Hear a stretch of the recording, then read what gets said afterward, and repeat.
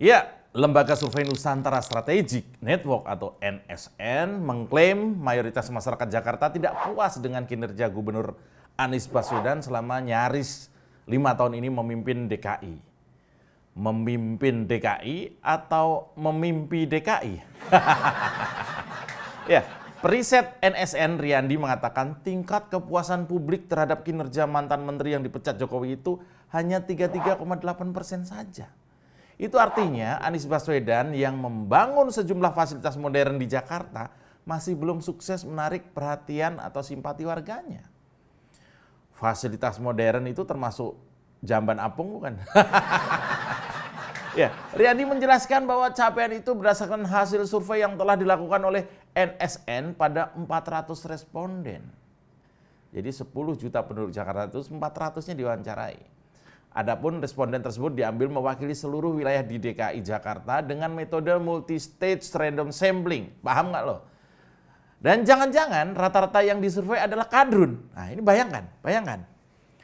Kadrun, nih ya, kadrun disurvei ya, bayangkan. Kadrun aja nggak puas sama Anies, apalagi yang waras. Jadi misalnya 400 tadi itu yang 350 kadrun. Disurvei hasilnya yang puas cuma 33%, sisanya nggak puas. Bayangkan. Disebutkan bahwa survei tersebut memiliki tingkat kesalahan atau margin of error sebesar 4,9% dan tingkat kepercayaannya 95%. Luar biasa itu ya. Lebih lanjut Riyandi mengungkapkan bahwa sebesar 60% masyarakat Jakarta menurut survei ini menyatakan tidak puas terhadap kinerjanya Anies. Benar kan? Logikanya begini, kalau dulu Anies menang dengan 58% misalnya, sekarang yang nggak puas sudah 60% lebih, itu artinya yang milih Anies itu udah malu, udah nggak puas sama cara kerjanya Anies. Bayangkan, yang milih Anies itu aja udah nggak puas, apalagi kita yang nggak milih. Yuk tarik Bambang. Oh sial, semua salah Jokowi. Oh no, ini Indonesia. Oposisi tanpa isi kepala. Oh no, ini negara gua. Oposisi gak ada otaknya. Bangsat! Yo, apa kabar oposan se-Indonesia Raya? Gimana? Apakah Anda sudah, terutama yang tinggal di sekitar ibu kota lama Jakarta, sudah terpuaskan dengan cara kerjanya Anies Baswedan? Atau Anda termasuk yang kecewa dan merana? Karena sudah capek-capek coblos mukanya waktu pilkada, hasilnya Anies bisa jadi berakhir di KPK. Sudah capek-capek mencelup jari dengan tinta biru dalam rangka partisipasi pemilu. Aniesnya cuma cengengesan melulu. Sudah capek ikut kampanye. Keliling-keliling Jakarta pakai kaos oranye. Tidak masalah Ahok menjadi korban. Asal yang menang Anies Baswedan. Sekarang cuma dapat sumber resapan. Manfaat nggak ada, cuma jadi sumber masalah di jalan dan bahan cacian. Ada WA masuk ya. Yang menarik adalah cerita bahwa orang yang di WA ini adalah penonton sama seperti Anda, ya. Yaitu, ada. Hanya saja bedanya dengan Anda adalah dia dulunya adalah aktivis kadrun karena ikut-ikutan. Lalu tersadar bahwa ikut geng Petamburan membuat dia dan keluarganya sengsara. Kerjaan gak ada, cuma disuruh demo doang. Lalu secara kebetulan jadi penonton setia kanal ini. Waktu saya tanya kenapa ia suka nonton acara-acara di kanal 2045 TV dan kanal sebelah ya di Cokro misalnya. Dia bilang itu cara dia membentengi diri biar gak kadrun lagi. Nah, ini membuat saya haru sekaligus lucu. Haru karena untuk menjadi waras, kita memang harus berjuang. Gak bisa pasrah terlentang gitu doang. Lantas mendadak waras dan kenyang. Kita harus berjuang biar parasit-parasit ideologi, penunggang-penunggang agama untuk keperluan pribadi, dan kelompok itu hilang dari bumi pertiwi. Dan peristiwa Kadrun Insaf ini menjadi inspirasi saya membuat konten hari ini. Saya kombinasi dengan hasil survei dari Nusantara Strategic Network, maka ketemulah tema yang dahsyat, yaitu Kadrun mulai gak percaya Anies, apalagi cebong. Ya sementara itu video soal pasangan Anies Ahaye yang kemarin kemarin yang kita tayang itu 24 jam tayang ya kurang lebih lah. Itu sudah ditonton lebih dari 130.000 viewer. Terima kasih ya. Lebih dari 2.000 komen, lebih lah 2.100-an komentar dan tentu tidak semua kita bisa bacakan. Sampai dengan episode ke-50 nanti ini episode ke-40 sekian, tiap episode saya akan bacakan 5 komentar yang menarik ya. Dan komentarnya hanya ada yang di YouTube, komentar di YouTube ya. Banyak yang WA komentar gitu, tapi ya lebih baik di YouTube ya. WA-nya itu untuk kita konfirmasi alamat misalnya gitu, atau ada info-info boleh dijabrikan ke WA.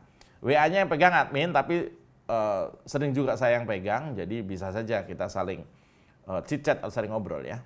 Dan bagi Anda yang mengirimkan komentar di YouTube dan kami anggap sebagai komentar paling terbeletak, akan kami ganjar, kami hadiahi dengan satu buah t-shirt desain paling menarik ya. Dan caranya mudah, komen saja di konten YouTube Oposisi 69 FM tiap kali tayang. Jadi nanti hari ini tayang, komen di bawahnya, nanti akan kita bacakan. Dan tiap kali tayang itu satu komentar yang cerdas, lugas, dan lucu, atau yang biasa kita sebut sebagai komentar terbeletak, bakal jadi pemenang. Jadi silahkan komen dan share tayangan ini ya. Siapa tahu kaos keren bakal jadi milik Anda. Dan kalau sempat subscribe lah, biar ternotifikasi gitu ya. Oke, itu normatifnya. Sekarang kita goyang dulu dengan lagu rap kesukaan kita. Tarik Bambang! Cari masalah lawan, urus saja masa depan. Halo kawan, jangan mau kemana kawan, tanpa arah tujuan. Cari masalah lawan, urus saja masa depan. Oke, kita baca dulu atensi. Ada beberapa atensi. Yang pertama dari Liana 1983. Dalam hati presidenku tetap Pak Jokowi. Oh ya, bukan cuma dalam hati. Dalam kenyataannya memang masih Pak Jokowi sampai 2024 nanti ya, sampai Oktober kalau nggak salah ya. Kemudian yang kedua adalah dari Suntono Raya. Acaranya Oposisi 69 mantap banget. Terima kasih Bang Denny Sregar. Ya terus aja begitu. Bang Denny Sregar nama acaranya Gaspol. Ini acara saya. Kenapa dia juga? Yang ketiga dari Giono Zain. Mas Jo paling menjiwai jika jadi pemeran SBY dan Bibip Cabul. Mas Giono Zain, terima kasih. Saya merasa sangat terhormat. Terima kasih atas pujiannya Mas Giono Zain. Barangkali ada yang bisa saya bantu. Saya akan bantu. Saya turut prihatin dengan Mas Giono Zain. Tetaplah putus asa, jangan berusaha. Yang berikutnya dari Muhammad Yusuf. Loh ini dum-dum bukan nih? Ini konten rusuh, tapi ngangenin. Depok hadir Mas Bray. Oke, salam hormat buat teman-teman di Depok ya. Depok ini ujian tersendiri ya, karena kadernya banyak banget di sana. Yang kelima dari Kang Fakih. Halo Kang Fakih, apa kabar? Saya suka acara Oposisi 69 FM yang dipandu Mas Jo atau Jonathan Christie. Waduh, saya kalau dibilang Jonathan Christie itu jadi pengen buka dada. Bukan apa-apa, jadi... Ini enteng ledek apa? Nyuruh gue telanjang berarti ya? Kacau. Kenapa jadi Jonathan Christie? Sayanya senang, Jonathan Christie-nya kasihan. Ya udahlah, Anda dapat komentar terbeletak. Ya, selamat. Kasih tepuk tangan dulu. Untuk komentar betak, seperti biasa silakan hubungi admin di Oposisi 69 FM di WA 0822 345 345 70. Ada satu t-shirt Oposisi 69 FM yang keren buat Anda. Hah, ini dia. Ya. Oke. Yang akan kita obrolin kali ini adalah apalagi kalau bukan misteri kerja senyap Anies Baswedan. Tarik Bambang. Mando telur colok martabak. Ini tawa ngonorin Ya, perihal penanganan banjir Anies Baswedan sudah berulang kali mengklaim bahwa pihaknya selalu bekerja dengan senyap menuntaskan masalah bencana yang sudah menjadi langganan tetap warga DKI Jakarta tersebut. Meski begitu, nyatanya DKI tetap diterjang banjir di setiap musim penghujan. Kata kunci Anies dalam bekerja adalah senyap. Senyap itu kata lain dari tidak ada bunyi, tidak ada pergerakan, tidak ada penampakan. Itu semua definisi dari senyap, sunyi, sepi, sendiri. Ini ngeri karena meski ada 67 orang yang menjadi penasihat Anies dan semua dibayar pakai uang pajak yang kita bayarkan, tapi Anies memilih jalan yang sunyi. Ini orang kenapa bisa jadi gubernur ya? Kalau ngeles Anies ini memang jagonya. Tapi kalau kerja dia memilih jalan senyap. Apakah ini akan menjadi tren masa depan di mana pejabat kalau kerja diam-diam saja. Kalau dapat masalah diam-diam aja. Kalau ada kelebihan bayar juga diam-diam saja. Tapi begitu menjelang Pilpres jalan-jalan melulu. Konsep sebagai pelayan rakyat itu tidak ada yang diam-diam. Kecuali situ kerja pakai duit pribadi. Kan ini pakai duit negara, duit rakyat yang harus transparan. Nggak boleh diam-diam, bos. Saya jadi kenapa jadi kayak dum-dum nih ngomongnya, bos. Dan konotasi senyap atau diam-diam itu pasti ada yang disembunyikan. Tahu orang lagi kentut kan? Tahu dong. Masa nggak tahu orang kentut? Kalau kentut aja nggak tahu terlalu. Kalau lagi di keramaian lalu kita buang angin, biasanya diupayakan sesenyap mungkin, nggak pakai laporan ke sana ke sini. Kan cuma kentut, bos. Bos, cuman kentut, nggak usah ribet. Syukur-syukur nggak ada yang bau. Kalau sialnya ternyata bau banget, apes. Harus cari cara buat buang badan. Nah begitu juga Anies. Kalau dia kerja secara senyap dan ternyata hasilnya nggak jelas, ya pantesan banyak pendukungnya yang dulu simpatik, dulu simpatisannya, sekarang sudah berbalik menyerang. Anies telah mulai ditinggalkan pendukungnya. Ketawa gue udah ketawa jahat belum? Iya. Kalau seperti itu berarti yang dilakukan Anies sebenarnya adalah kebalikannya. Bekerja secara berisik, tapi hasilnya senyap. Itu yang benar. Ingat kasus Formula E. Betapa berisiknya persiapan sampai sekarang. Betapa menghabiskan energi dan perhatian. Tapi lihat hasilnya. Padahal kegiatannya tinggal beberapa hari lagi. Kerjanya berisik, hasilnya senyap.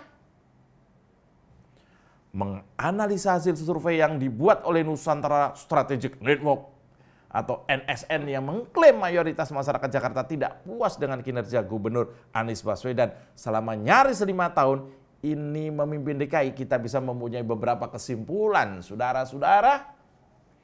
Takbir jangan nih, jangan ya, enggak. Yang pertama, saudara, Anies ingkar janji. Ya, masih ingat slogan Anies? Atau janji Anies untuk memajukan kota dan membahagiakan warga? Nah, dengan makin menurun warga yang tidak puas kepada Anies, artinya warga tak bahagia, warga menderita. Janji Anies tak terpenuhi. Tidak mudah membahagiakan orang yang hatinya telah patah, Bung Anies. Lihat saja bagaimana Vicky Prasetyo bisa sampai cerai 20 kali lebih. Itu karena janji manis tak ditepati. Kenapa jadi gosip? Tarik Bambang. Mereka yang tidak satu saudara dalam iman adalah saudara kita. Yang kedua adalah Anies malu atas anak buahnya. Kenapa kerja harus senyap? Takut riak. Bego, kalau lu diam-diam kerjanya, kalau salah siapa yang tahu? Apa mungkin malu dengan cara kerja anak buahnya? Seperti kemarin beberapa yang ditangkap KPK, itu memang memalukan. Kalau kita kerja sebagai aparatur sipil negara, maka ada yang namanya pertanggungjawaban. Salah satunya adalah dengan keterbukaan informasi publik. Ingat dulu bagaimana Ahok tiap ada rapat dinas selalu menayangkan secara live di YouTube. Nggak ada senyap-senyapan. Supaya masyarakat melihat progres kerja. Ahok nggak senyap. Ahok nggak malu-malu. Kenapa? Karena Ahok kerja. Dan Anies cuma bacot saja. Anies malu cara kerja anak buahnya. Anak buah Anies juga malu Anies jadi atasannya. Aduh. Yang ketiga, ini. Jakarta kembali waras. Begitu ibu kota negara baru diumumkan, maka Jakarta akan menjadi kota biasa. Mungkin gak istimewa. Kalau sekarang kan daerah khusus ibu kota Jakarta. Ada istimewanya, itu khusus ibu kota. Artinya beberapa bulan ke depan bisa jadi Jakarta akan diumumkan statusnya. Ini membuat Anies ya jadi gubernur biasa-biasa saja, nggak ada yang istimewa. Makanya sekarang banyak yang berani bersuara. Ketua DPRD Jakarta sudah berani buka-bukaan depan KPK.